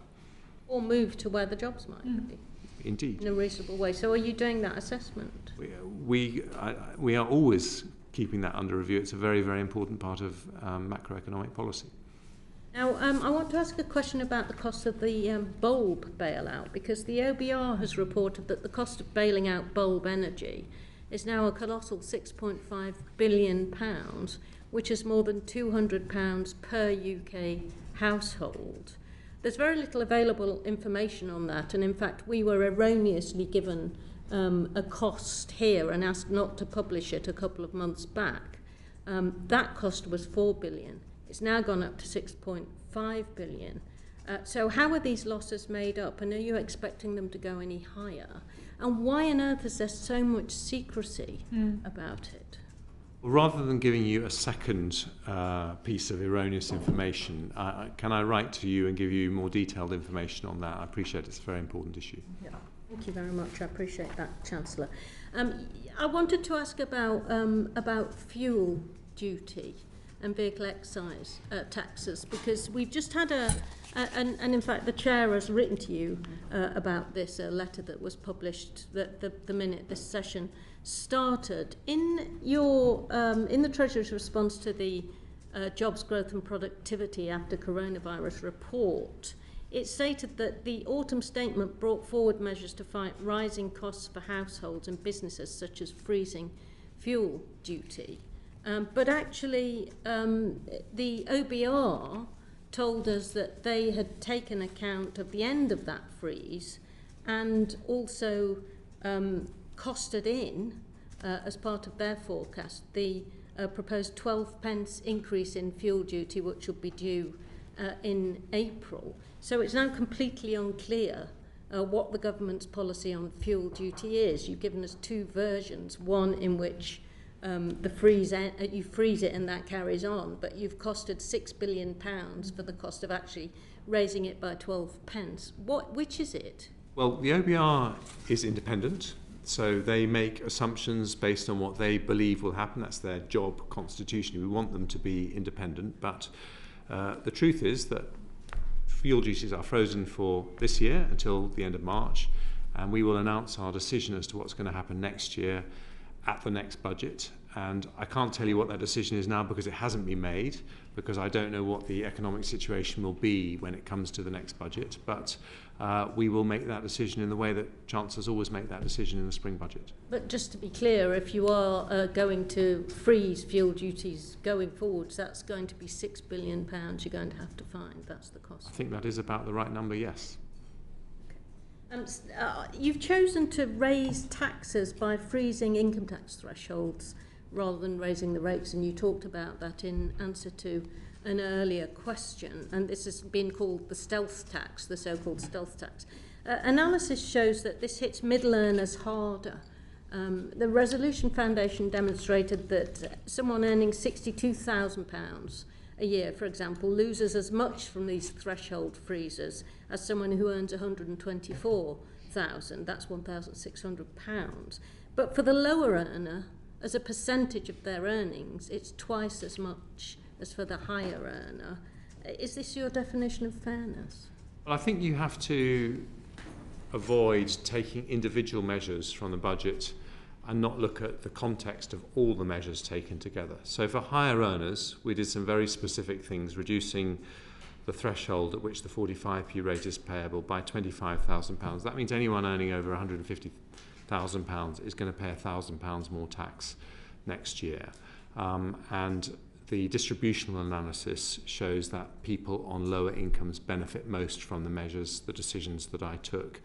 But I did decide, yes, that I would prefer to do this through extending for 2 more years the freeze on thresholds than increasing the headline rates, because over time, when we can afford to, I'd like to reduce those headline rates, and so I didn't want to go in the opposite direction. But the one thing I would say is, amongst my many failings, to say that I increased tax stealthily is not one I think you can really say. I've been completely open with people that taxes went up by £25 billion as a result of the autumn statement, and I spelt out very clearly where that was happening. But I suppose with inflation rising at that kind of level, the fiscal drag is worse. People get dragged into higher rates of tax in their millions, and many would say, even though you've said that taxes are rising, that it's not obvious at which stage they're going to flip from the one to the other. I understand that, but also in this forecasts, or the OBR forecast, they actually have inflation going into negative territory. So I think towards the end of the period, relatively many fewer people are dragged into the higher rates. And just on the personal tax, particularly the personal allowance and the primary threshold, I mean, the primary threshold had a very significant increase in July this year, so it was about 9,500 and it went up to 12,570. But also, if you look over the period since 2010, because the personal allowance has been doubled, and this increase in the primary threshold, actually even by the end of the forecast period, so 2027-28, someone earning £28,000 will still be paying £870 less income tax and national insurance than had both thresholds just risen by inflation since 2010. Yeah, be helpful. So there's get that clarified. Yeah. Exactly. Yeah. Thank you very much, Angela. Thank you. And thank you. Last but by no means least, Andrea. Thanks. Thank you, Chancellor. Do you approve of retrospective taxation? In general, no. And so do you think that the windfall taxes on electricity generators and also offshore energy firms is retrospective? Well, I don't want to say something that's inaccurate, so I will write you with a precise answer to that question. But can I tell you how I approach those windfall taxes more generally? So I believe that they raise about £54 billion. I think that's a reasonable contribution, given that this year alone we're spending £80 billion to support people with their energy bills. I am absolutely against windfall taxes that aren't real windfalls, in other words, an unexpected increase in profits, because I don't want to deter investment. But in the case of electricity generators, the tax that we introduced, the 45p tax that we introduced on that, is when they are getting more than £75 per megawatt hour, which is 50% more than the average cost of electricity over the last decade. So it's much higher than they would have expected when they made their investment decision. I completely understand that. Sorry to cut you off, but the time is very short, and I do understand that. Do you suspect that it will reduce investment in energy infrastructure in the UK, either from the offshore energy companies or from the electricity generators? I very much hope not, because our oil and gas industry employs 116,000 people, more than a third of them in Scotland.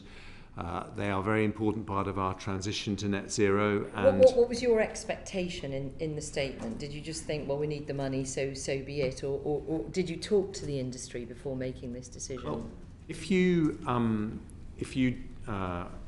your starting point has to be, if you don't want to deter investment, that this has to be fairly designed in a way that is genuinely taxing the profits that people weren't expecting to make as a result of a sudden surge in global prices.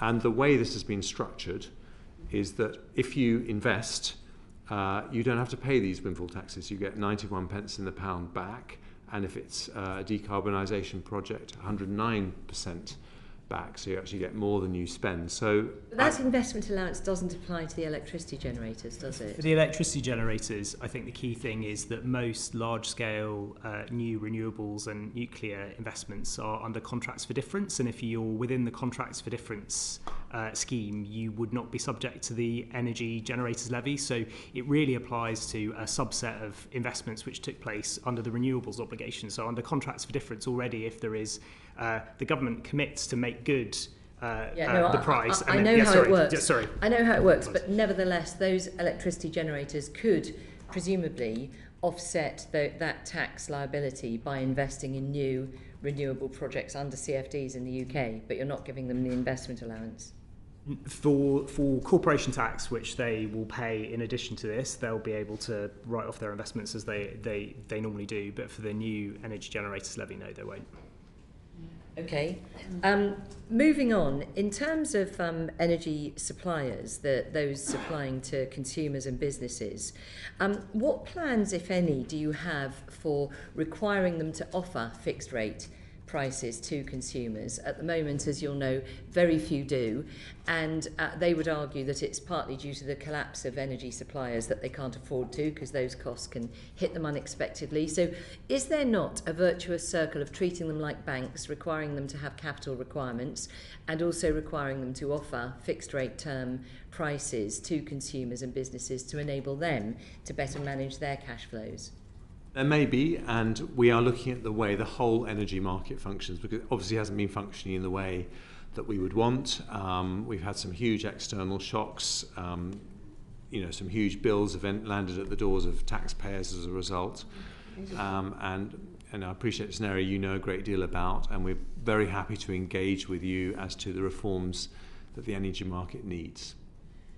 Okay, well, it certainly seems to me that there isn't evidence of speed of decision making coming on some of these critical areas that we have just paid in spades in our economy as a result of a failing energy market, not least of which is quick decisions on planning. Do we want grid, overhead or underground, for example? And it does seem to me that the autumn statement is spending billions and billions of pounds that wouldn't have been necessary had we taken those decisions earlier. That may be a fair criticism, but what I would say is that we're trying in the autumn statement to show what the solution is. And the solution is to move faster on nuclear and renewables, to encourage energy efficiency, but also, and this is all going to be set up by the Business Secretary very soon, to look at the fundamental reforms that we need in the energy market going forward, because I recognise the case you make that it hasn't been operating in the way that it needs to. Yeah. Just to completely change the subject, in terms of how to make our economy more productive, so on the growth side, there's such a dearth of women coming back into the workplace as a result of primary childcare responsibilities. It is so difficult to find good childcare and to be able to afford good childcare.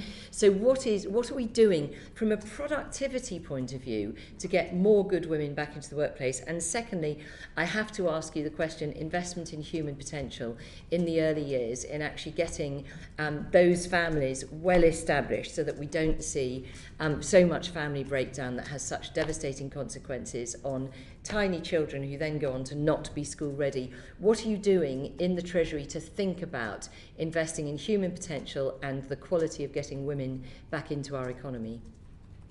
Well, when I delivered the autumn statement, I'd only been Chancellor for 5 weeks, and so I won't pretend that I was able to get to the bottom of it. I'll give you another 5 weeks. Thank then, you. Okay? I didn't think it would be much longer, but I won't pretend that I was able to get to the bottom of those issues. But what on both of those things, I pointed a direction of travel. So, on the skills agenda, I have asked for some root and branch help in understanding if we really are equipping all our young people with the skills they need. I don't believe that will just be about further education. I think a lot of the issues set in earlier than that, and people leave primary school unable to read and write properly, and often that's because of problems they had before they went to primary school. So I accept the argument on which you've been campaigning very effectively for many years. And your other point was about women into the workplace, childcare. So childcare, I accept there is a big issue there,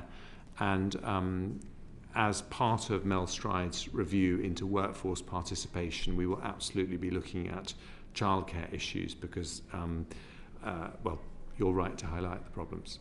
Yeah, but it's a growth strategy. It's yes. a growth strategy to get, there's something, one in 5 enterprises is largely dominated by men. That means 4 in 5 of the potential other workers who could be generating taxes for the exchequer are simply not there. What's happening to them? Well, it's not just a growth strategy, it's actually an anti-inflation strategy because also, the inability to get the labour that you need to grow your business is something that ends up with people having to pay more and charge their customers more. So I couldn't agree with you more. It's a very, very big issue. Thank you. Thank you very much, Andrea, and thank you, Chancellor. I appreciate that this is your first time in front of the committee, that you've been in this chair in the Health Committee for many years. So it's funny to see how these tables turn, isn't it? But you've made a number of different commitments to write to us with follow-up information, and we'll go through the transcript and make sure that we follow up with you so that we get the replies to those things that you've committed to send us. And then my final commitment that I'm going to try and get out of you is that we heard that from the Office of Budget Responsibility yesterday that it's written into law that their forecasts get published alongside a budget, and there's a commitment to do 2 of these a year. Now, this word mini budget and fiscal event and so on has really entered the language in order to get around that commitment. Will you commit as Chancellor to obviously absent a major emergency like a pandemic and requiring you to make fiscal changes, but as a general rule, will you be committing to do those 2 events a year alongside an Office for Budget Responsibility report? Yes. Thank you. Chair, can I just special please? Can I Sure. apologise to the members and to you, Chancellor, for stepping out of this meeting? I'm chair of the All-Party Group for Children with Short Lives, and I